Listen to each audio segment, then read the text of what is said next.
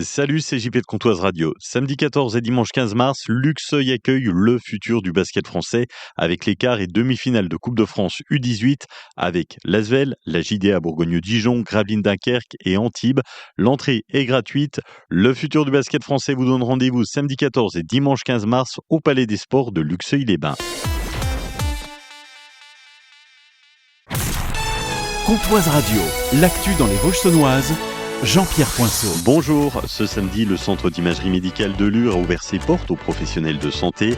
Le docteur Jérôme Miel, co-gérant du centre d'imagerie. Alors le but est de faire découvrir les nouveaux locaux du centre d'imagerie médicale de Lure dans lesquels nous venons d'implanter un scanner et une IRM, deux équipements nouveaux pour la ville de Lure. C'était quelque chose d'attendu depuis assez longtemps pour le bassin de population. Le but, c'est vraiment d'améliorer l'accès à l'imagerie en coupe, d'améliorer l'accès aux soins, de rendre les délais plus rapides afin que les patients puissent accéder rapidement à des examens scanners et IRM pour l'ensemble du bassin de population qui est large et qui va même au-delà de Lure, Luxeuil et Héricourt. Ces nouveaux services répondent à une attente, à un besoin du territoire, et quand on les ouvre, c'est forcément un plaisir particulier. Nous sommes vraiment très fiers de ce partenariat qui existe au sein du centre d'imagerie médicale avec le groupe hospitalier de la Haute-Saône et nous, les radiologues libéraux au CIMVES. Et nous sommes vraiment fiers de pouvoir améliorer l'accès à l'imagerie pour l'ensemble de la population, à la fois les patients externes et les patients hospitalisés sur le site de Lure. Les anciens terrils de Ronchamp et Magny-d'Anigon changent de visage. Depuis fin janvier, les travaux du parc terril voltaïque ont débuté. À terme, 8000 panneaux photovoltaïques seront installés sur presque 6 hectares. L'objectif, produire l'équivalent de la consommation électrique annuelle de 2700 personnes, soit environ 6 gigawatts par an.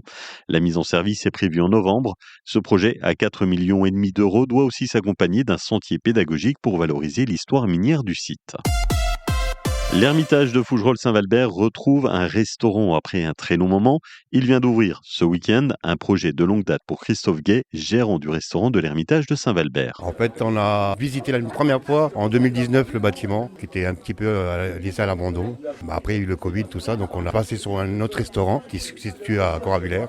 En parlant avec des gens sur Saint-Valbert, j'ai appris qu'il était encore disponible et je me suis lancé dedans. C'est un coup de cœur ici. C'est un très bel endroit. Il y avait besoin que les gens puissent se restaurer, boire un petit café. Le cadre est idyllique et dans l'assiette, nous aurons une restauration traditionnelle, locale, parce que ça on y tient beaucoup. Donc on va travailler avec pas mal de producteurs. Il va y avoir des événements qu'on va créer avec des amis. À partir du mois d'avril, on va commencer à faire des marchés de producteurs. Donc ça sera le deuxième vendredi du mois avec des groupes de musique et des produits locaux. Parmi les premiers clients, Christian qui habite Saint-Valbert depuis 20 ans. Moi je suis très content parce que donc là on va attirer du monde, les gens vont pouvoir découvrir Saint-Valbert, l'Ermitage, les promenades en forêt autour du village, le parc animalier. Ça fait vivre ce lieu qui est quand même magnifique. C'est parti pour 2 mois de travaux du côté de la rue Montgolfier à Luxeuil-les-Bains. Objectif, rénover entièrement les réseaux d'eau et d'assainissement, moderniser les égouts et refaire la chaussée.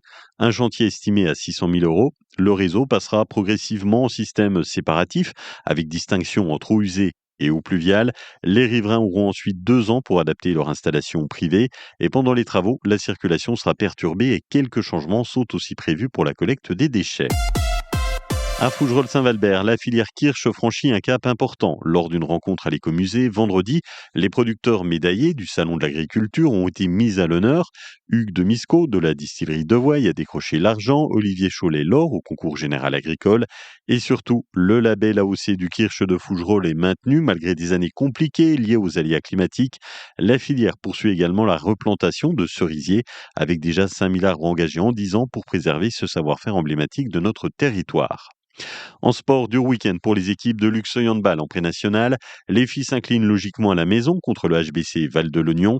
À l'extérieur, les garçons se sont fait surprendre par le dernier du classement, l'US Lédonienne. Prochain match ce week-end. C'est une après-midi ensoleillée dans les Vosges saunoises. Il va faire globalement bon. 14 degrés à Plombières-les-Bains, 15 de Lure à Luxeuil, 15 degrés à Fougerolles et Saint-Loup, 15 à Sceaux, Sainte-Marie-en-Chaux et Frottay-les-Lures. Demain, du soleil, des températures qui vont monter jusqu'à 10 degrés le matin et jusqu'à 16 l'après-midi. Excellente journée sur Comptoise Radio.